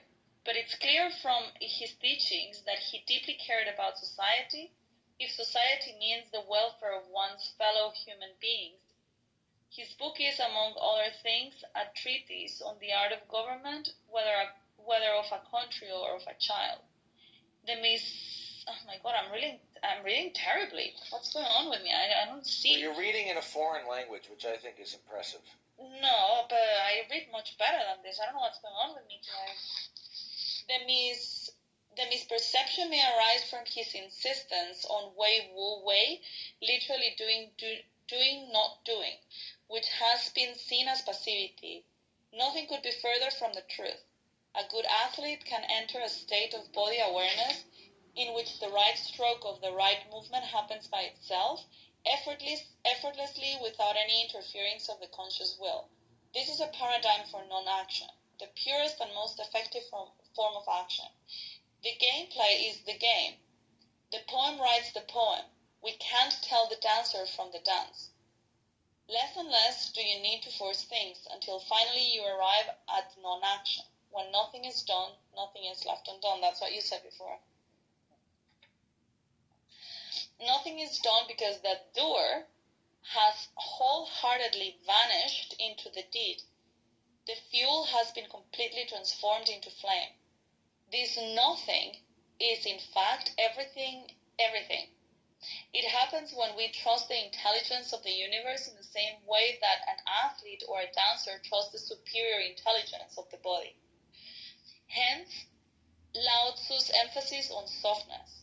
Softness means the opposite of rigidity and is synonymous with suppleness, adaptability, and endurance. Anyone who has seen a Tai Chi or Aikido master not doing will know how powerful this softness is. Lao Tzu's central figure is a man or woman whose life is in perfect harmony with the way things are. This is not an idea. It is a reality. I have seen it. The master has mastered nature, not in the sense of conquering it, but of becoming it. In surrendering to the Tao, in giving up all concepts, judgments, and desires, her mind has grown naturally compassionate. She finds deep in her own experience the central truths of the art of living, which are paradoxical only on the surface. That the more truly solitary we are, the more compassionate we can be. The more we let go of what we love, the more present our love becomes. The clearer our insight into what is beyond good and evil, the more we can embody the good. Until finally she is able to say in all humility, I am the Tao, the truth, the life. I really like that one last paragraph. Shall I finish? It's just a little bit more. The teaching of the Tao Te Ching is moral in the deepest sense. Unencumbered by any concept of sin, the master doesn't see evil as a force to resist, but simply as an opaqueness, a state of self-absorption which is in disharmony with the universal process, so that, as with a dirty window, the light can shine through. This freedom from moral categories allows him his great compassion for the wicked and the selfish. And there are 2 verses. Thus the master is available to all people and doesn't reject anyone. He is ready to use all situations and doesn't waste anything. This is called embodying the light. What is a good man but a bad man's teacher? What is a bad man but a good man's job? If you don't understand this, you will get lost, however intelligent you are. It is the great secret. The reader will notice that in the many passages where Lao Tzu describes the master, I have used the pronoun she, at least as often as he. The Chinese language doesn't make this kind of distinction. In English, we have to choose. But since we are all potentially the master, since the master is essentially us, I felt it would be untrue to present a male archetype as other versions have ironically done. Ironically, because all of the great world religions' teaching of Lao Tzu is by far the most female. Of course, you should feel free throughout the book to substitute he for she or vice versa. This is very woke.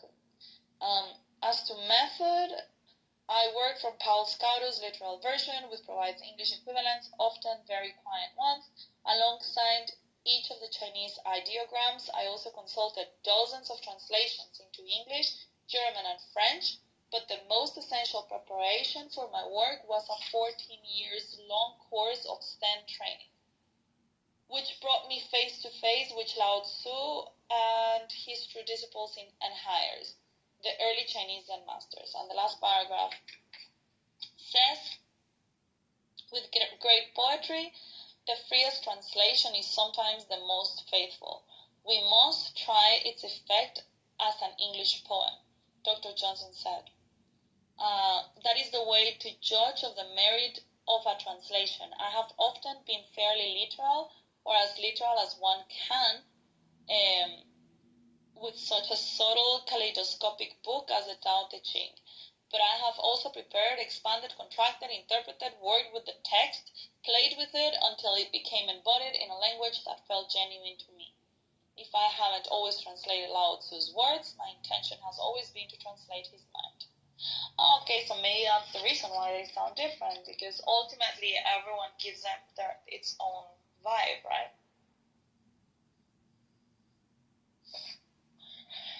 Did you all fall asleep to my broken English reading? I'm arguing with my fucking stupid friend about Israel. Oh, amazing. So I was reading Into the Void. I was appreciating listening to you. You were reading the beginning. You were reading for yourself.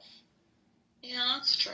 Because reading out loud is a good way to learn things. That's what Edmund says. Learning. Way woo way. Simon, what are you doing here again?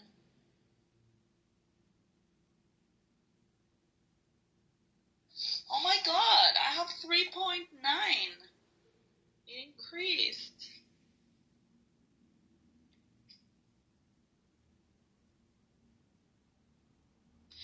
3.9k followers. I want to make it to 4. If you're not following me, people, please give me a follow so I can get to 4k. Join the house.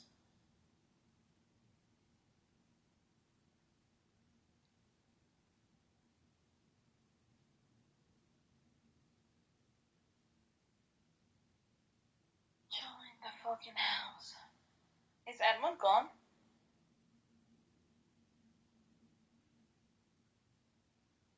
Yeah, he probably left his phone here recording on.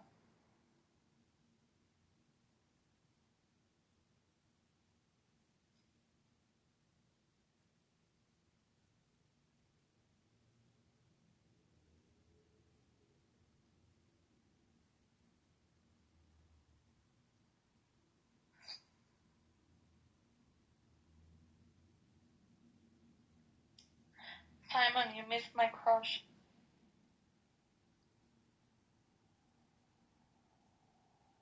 Simon! Who is your crush? I cannot say, but I have a crush.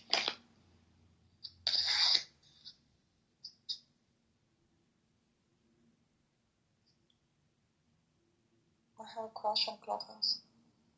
Who doesn't? I don't think everybody does. I have this one crush on Clubhouse.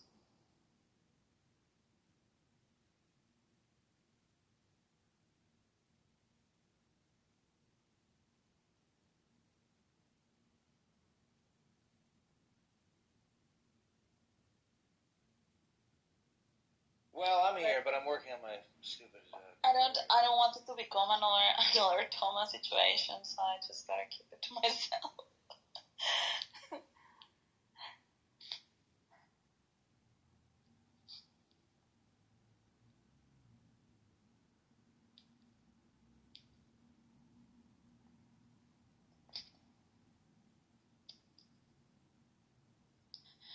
Seaman, are you there?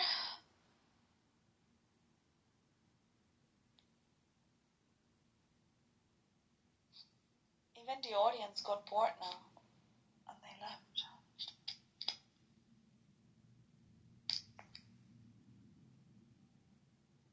Well, there are a lot of other rooms full of low IQ morons wasting time talking about nothing. Yeah, no. Chillism. Yeah, I don't feel like going to any other.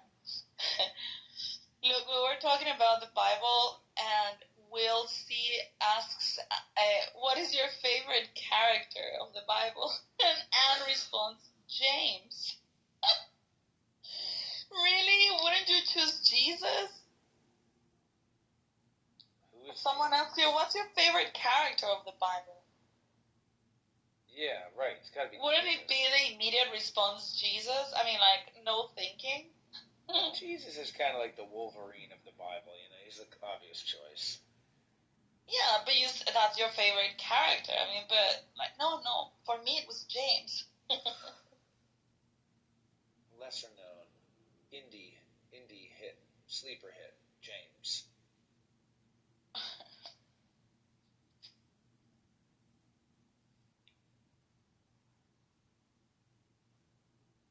That is Jaime, Tuisa.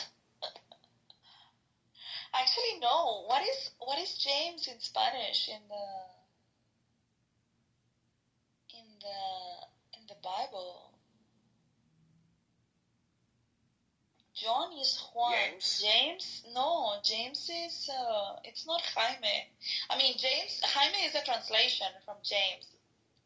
But in Spanish, James is not Jaime. It's oh my God, I have to ask ChatGPT because I don't know who James is in Spanish. ChatGPT, come to me. Shit. When talking about the Bible, James in the Spanish translation is who?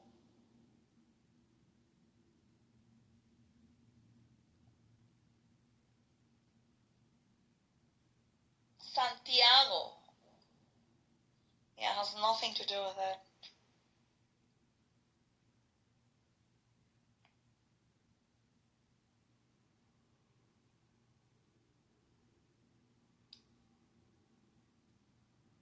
Santiago. That is James.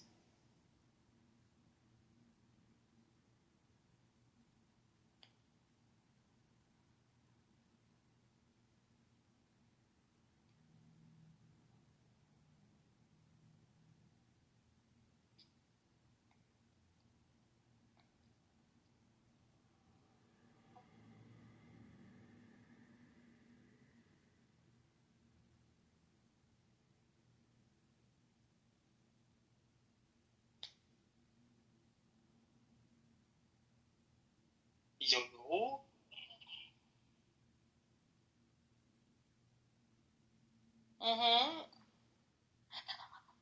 I'm just watching a video of Gaza. Oh, poor Gaza. No. What they're gonna do with Gaza? How they're gonna turn it in Trump Gaza? Oh, the Trump Gaza video? Oh, you have seen it? I have seen of it. I haven't seen the video.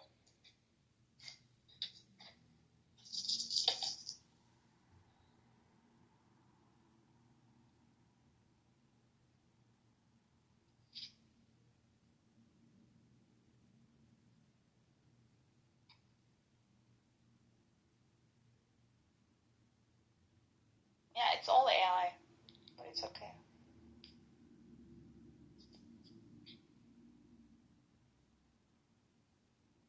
Hello? Hello.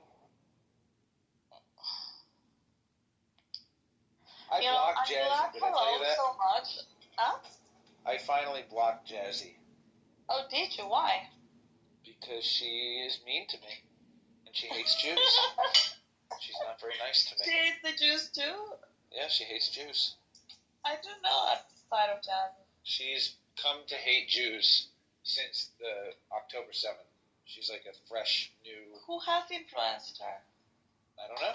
Clubhouse, probably TikTok and shit. Seeing all the rubble. All the rubble.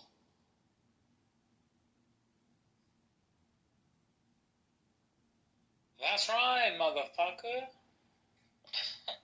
Kiss my ass. You miss him. I do. He's probably the person that has pushed me the absolute most. To Who, what? Randy? Yeah. Yeah.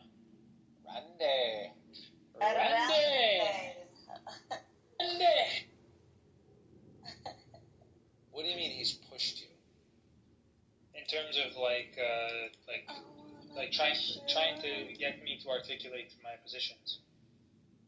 But that's good. Him and Diego. Oh yeah, I loved it. I have zero complaints. And I think that you do it well. Sometimes you get a little bit stuck, like, I don't know, but well, you do it very well. What do you expect? Huh? I'm a retard. What do you expect? But for a retard, you're actually very good at it. Yeah, that's okay. So honestly, when I hear, okay, if I'm being honest, when I was in the classes at the Ayn Rand Institute, I felt like a fucking donkey. Like, I was like, these people articulate these ideas insanely well. Like, honestly, in my head, I'm thinking, if I could articulate these ideas this well, I would legit start a YouTube channel on just this, because I know I'd go so far. Like, there were some people that are really fucking good. And there's this one Israeli kid. He was a bit autistic, but he was fucking really good at explaining the concept. Yeah, that is one of the things about objectivists, that it teaches you to argue very well with reason. That's right. It's just because, like, it tells you to, like, look at all the other positions. So it's like there's nothing, like, there's literally nothing, maybe not literally nothing, but I've heard so many positions: Christo-fascists, Marxists, Marxist-Leninists, Fabians, conservatives, liberals, Democrats, leftists, neo-Nazis. Like, I've heard so many positions, and then you have to look at, like, the principles guiding these things. Then you have to go into religions, Judaism, Christianity, Hinduism, Islam, all this shit. And what is the conclusion? Well, you have to kind of summarize it into principles, right? So, like for example, communism, fascism, socialism all have, like, the underlying principle of collectivism, like the idea that the individual doesn't matter, like, you know, your life doesn't matter. It's the collective that is the individualism ultimate. Is evil because it's selfish. Collectivism is evil.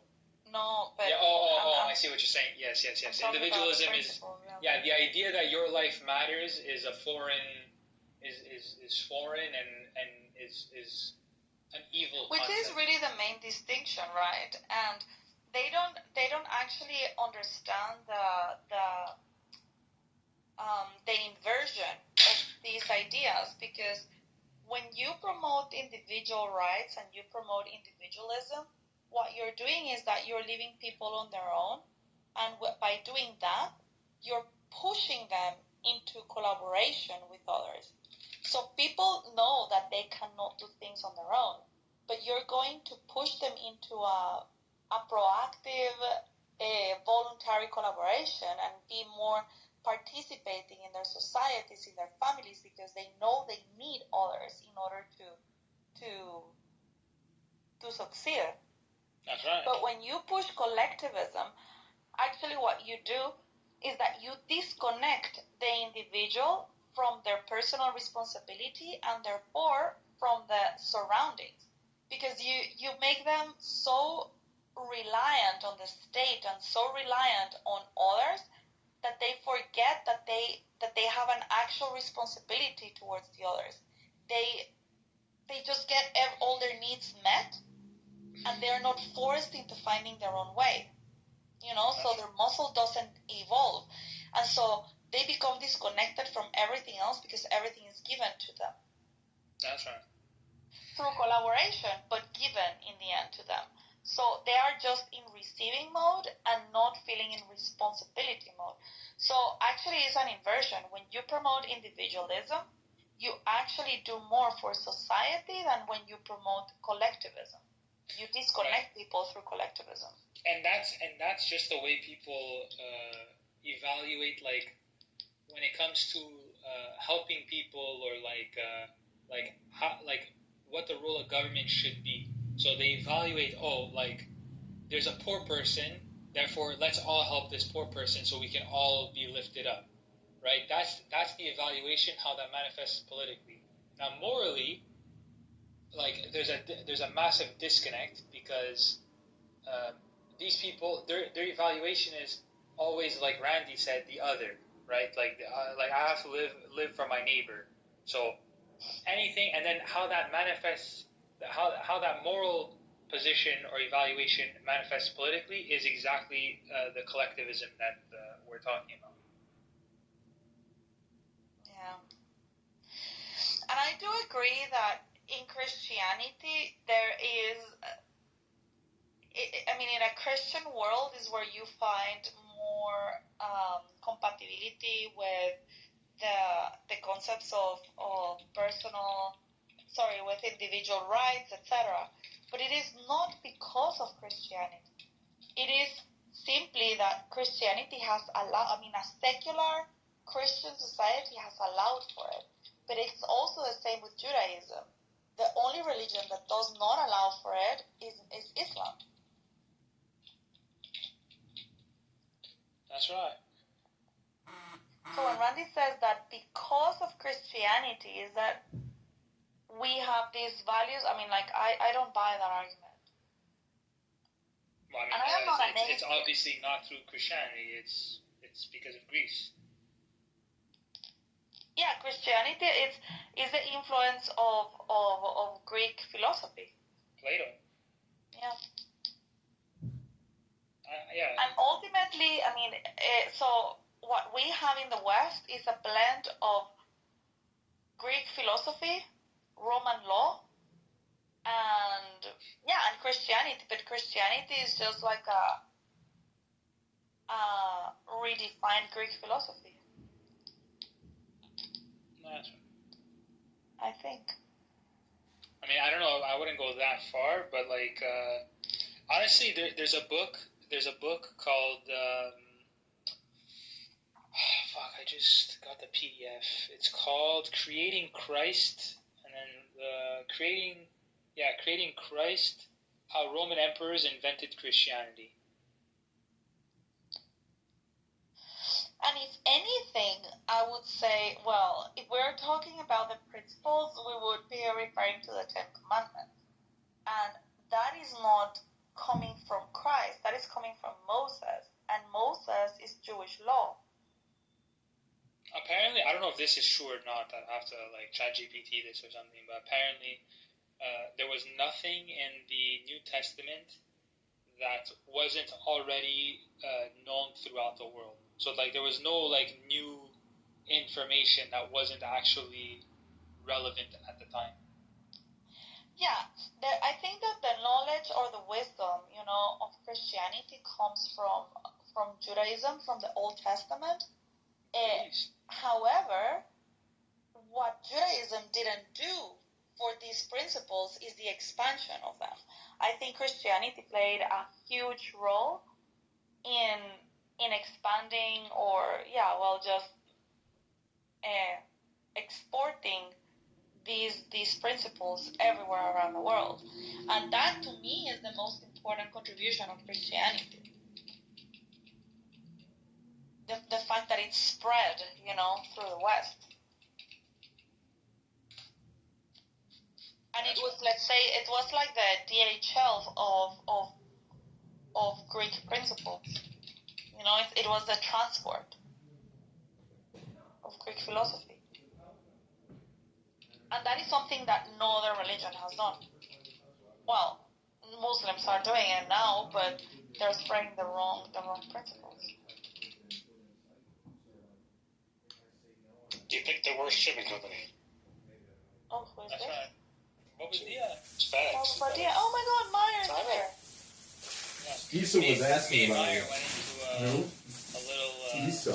Who's that? Fight? I'm in a room. It's called it was Autistic not a fight, but it's like a Objectivism. little, I've been live streaming it. Yeah. What's that bougie word for sparring? I don't know. Because why does it hurt if you go on for a few hours? Because none of these are plugged in. Usually I stack them and plug them all in. I would have just let it run, but now I don't want to lose the recording or whatever. But look, I hung up more shit. That's cool. Kahoo Tech. Oh, check out that Chicago American newspaper that I bought on eBay. I just framed that. I just framed 20 things. It's a fucking long process, framing and hanging. You framed yourself? I mean, I bought the frame and then I yeah, just wow. fucking laid it. But I'm just saying, so to buying it, to framing it, to hanging it, it's like fucking takes days. Yeah. Wow, this is nice.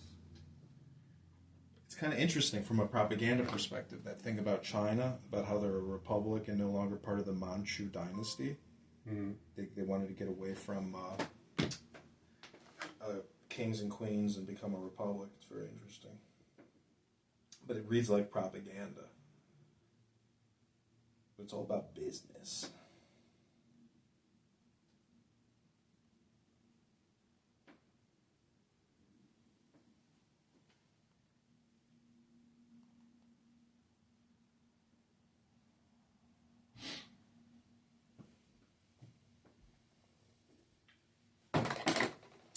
Yeah, I hung up this Dune poster. I love this Dune one. It's kind of funny. A world beyond your experience, beyond your imagination. This what did it say? To command an army of 6 million warriors against the tyrannical forces that threaten. It's kind of like 6 million. It's like, where did you get that number 6 million? That's what I thought was funny about that. Yeah. This is kind of crazy too. Look, this Chicago was known as the White City. That was the World Fair, the World do you think Exposition. Do you think that was racist? Like, do you think they were intentionally calling it like a white city? I mean, it could be explicit. I don't know. Yeah. Either way, the words are like, I don't know about that. You know. Yeah. But what is it? But that's the thing. That's like the N word today. You see what I'm saying? Like, white city. It's like, no, it's about living a pure life, being honest. Well, this is nice. Yeah, I got that at the store when I bought all these frames. I was like, that's a cool thing for the backdrop for the podcast. Oh, look at this one. This is Moshe Dayan with his artifacts collection in Israel. Oh. Scam likely. You want to see the coach house? It's empty? Yeah. Because I've been painting it. Really? Yeah. And maybe we'll run into the tent with the cat in the basement. Take it with the cat downstairs and tell him how to set it out. I don't even go down there. I didn't want to go down there and smell it because it'll upset me. See what I'm saying? Like, out of sight, out of mind. Why, really, is that bad? I smelled it once and I was like, why did I let somebody with cats in here? I was like, this is a big mistake, but how much? She's giving me cash. I don't know, $1,500 for a technical studio.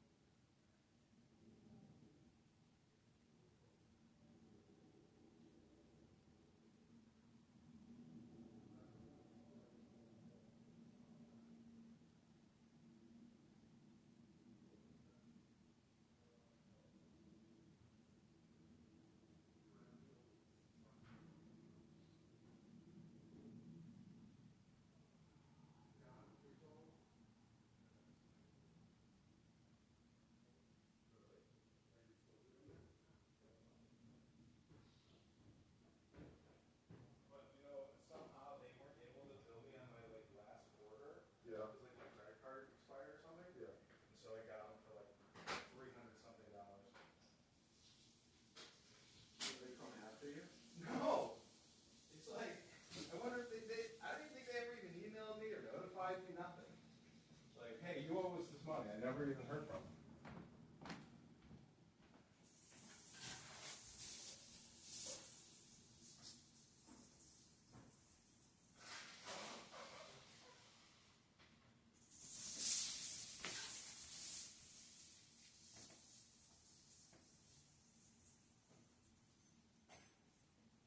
What are all these keys for?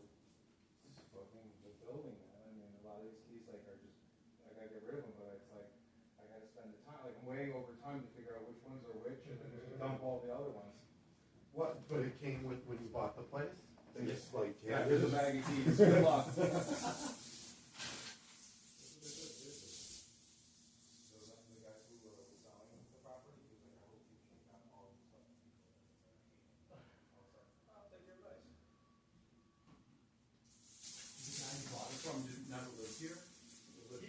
I think he lived in this unit, and then he moved to California, and he rented out this unit.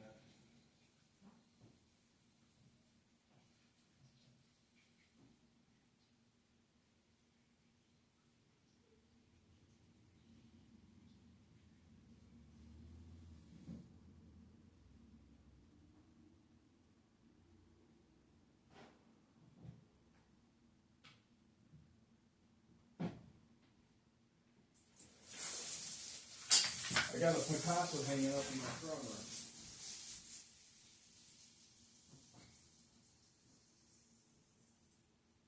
You have the same June poster. Yeah, unfortunately. Are they originals or replicas? Those are prints. No, those are from the actual time. Oh, wow. I mean, I think I spent like maybe $80 for the print.